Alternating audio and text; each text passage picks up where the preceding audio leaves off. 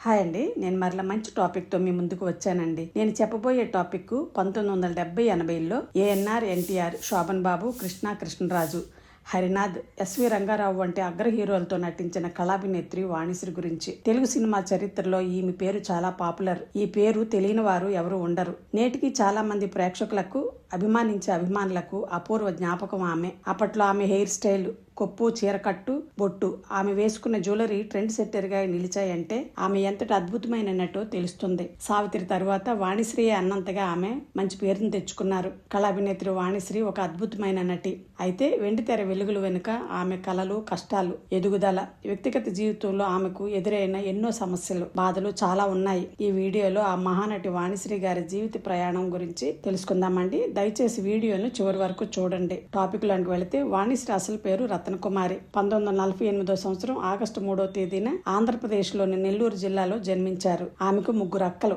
కానీ 2 అక్కలు తండ్రి చనిపోయిన తరువాత తల్లి మిగిలిన అక్కతో కలిసి మద్రాసుకి వలస వెళ్లారు. నెల్లూరులోనే 9వ తరగతి వరకు బీవీఎస్ ఉన్నత పాఠశాలలో చదివారు. తరువాత చెన్నైలో ఆంధ్ర మహాసభ స్కూల్లో మెట్రికులేషన్ వరకు చదువుకొని అంతటితో చదువును ఆపేశారు.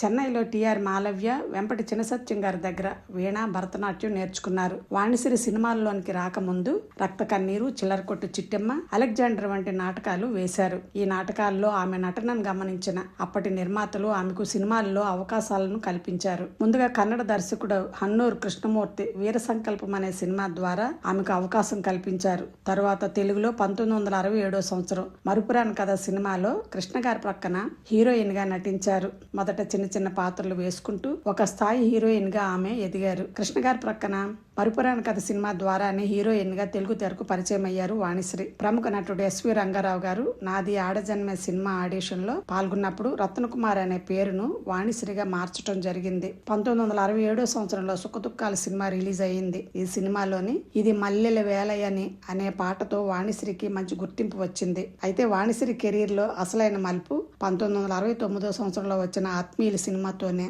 ఈ సినిమాలో వాణిశ్రీ చెల్లెలు పాత్రలో చాలా బాగా నటించారు. దీని తరువాత ఆమె కెరీర్ మలుపు తిరిగి హీరోయిన్ గా మారారు. ముఖ్యంగా ఏఎన్ఆర్ తో కలిసి చాలా ఎక్కువ సూపర్ హిట్ సినిమాలు చేశారు. దసరా బుల్లోడు, ప్రేమనగర్, విచిత్ర బంధం, కొడుకు కోడలు, దత్తపుత్రుడు, పవిత్ర బంధం, సెక్రటరీ, ఆలుమగలు, ఆత్మీయులు, చిలిపి కృష్ణుడు, నిండు హృదయాలు ఈ సినిమాలు వాణిశ్రీని ఒక రేంజ్ హీరోయిన్ గా నిలబెట్టాయి.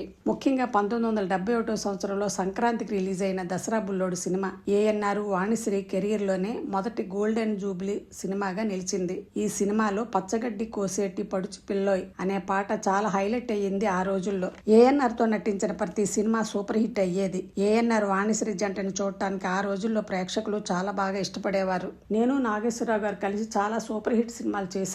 కానీ ఆయన నన్ను ఏనాడు నువ్వు బాగా చేసావు అని మెచ్చుకునేవారు కాదు అని ఒక ఇంటర్వ్యూలో చెప్పడం జరిగింది. తర్వాత ఎన్టీఆర్ తో కూడా వాణిశ్రీ చాలా సినిమాలు చేశారు. 1971 సంవత్సరంలో వచ్చిన రైతు బిడ్డ, 1973 సంవత్సరంలో దేశోద్ధారకుడు, 1976లో ఆరాధన, 1977 సంవత్సరంలో వచ్చిన ఎదురీత, ఇలా ఎన్టీఆర్ తో సూపర్ హిట్ సినిమాలు చేశారు.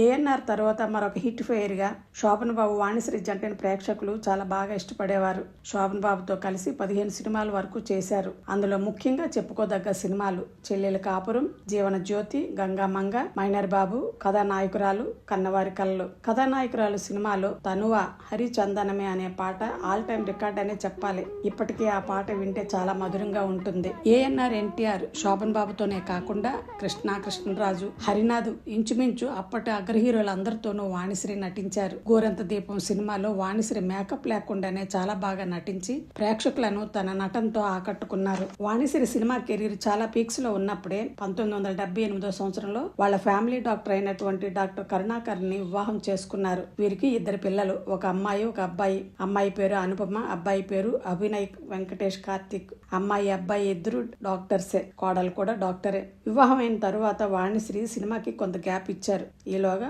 కుటుంబంలో అక్క బావతో కొంత మనస్పర్ధలు వచ్చాయి. ఎందుకంటే వాణిశ్రీ సంపాదించిన సంపాదన మొత్తం అక్క బావలు లాక్కోవటం వలన కోర్టుకెళ్లి తిరిగి తన ఆస్తిని తను దక్కించుకోవటం జరిగింది. మరలా అక్క బావ కష్టాల్లో ఉన్నప్పుడు వాణిశ్రీయే వారిని ఆదుకున్నారట.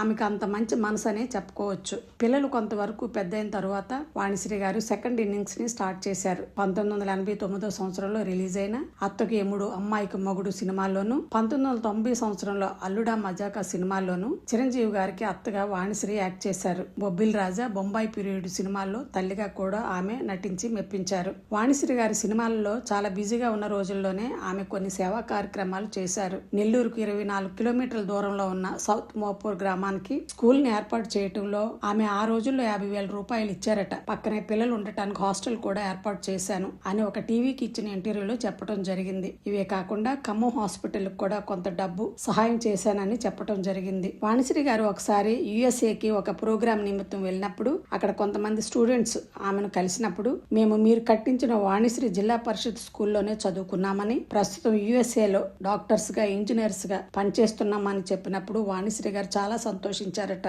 సినిమాలకు దూరమై ఆధ్యాత్మికంగా జీవితం గడుపుతున్న సమయంలోనే వాణిశ్రీ జీవితంలో గొప్ప విషాదం జరిగింది. 36 సంవత్సరాల వయసు కలిగిన తన కుమారుడు డాక్టర్ అభినయ్ వెంకటేష్ కార్తిక్ 2020 సంవత్సరంలో గుండెపోటుతో మరణించడం జరిగింది. అతను అసిస్టెంట్ ప్రొఫెసర్ గా పనిచేస్తుండగానే మరణించడం జరిగింది. తన కుమారుడిని కోల్పోయిన వాణిశ్రీ గారు నేటికి ఆ విషాదాన్ని భరిస్తూ ఉన్నారు. ప్రస్తుతం 77 ఏళ్ల వయసులో చెన్నైలో తన ఇంట్లో విశ్రాంతి జీవితం గడుపుతున్నారు. మన వాణిశ్రీ గారి గురించి చెప్పుకోవాలంటే 1970-80ల్లో ఒక ట్రెండ్ సెట్టర్ అనే చెప్పాలి. ముఖ్యంగా ఆమె చీరకట్టు, బొట్టు, కొప్పు, ఆమె నడవడికను అప్పట్లో చాలా మంది ఫాలో అయ్యేవారు. తెలుగు సినిమాను 2 దశాబ్దాల పాటు ఏలిన మహానటి. 4 భాషల్లో 100కు పైగా సినిమాలు చేసిన ఈ మహానటి ఆమె జీవితంలో ఎన్నో కష్ట నష్టాలను భరించి జయించి కళలను నిజం చేసుకున్న ఈ కళాభినేత్రి ఆనందంగా నిండు నూరేళ్లు ఆయురారోగ్యాలతో ఉండాలని మనం అందరం కోరుకుందామండి. మీకు ఈ వీడియో నచ్చినట్లయితే నా ఛానల్ని సబ్స్క్రైబ్ చేసుకొని లైక్ చేసి మీ ఫ్యామిలీకి, ఫ్రెండ్స్కి షేర్ చేయమని కోరుతున్నానండి. మరలా మరొక మంచి టాపిక్తో మీ ముందుకు వస్తాను. అంతవరకు సెలవు.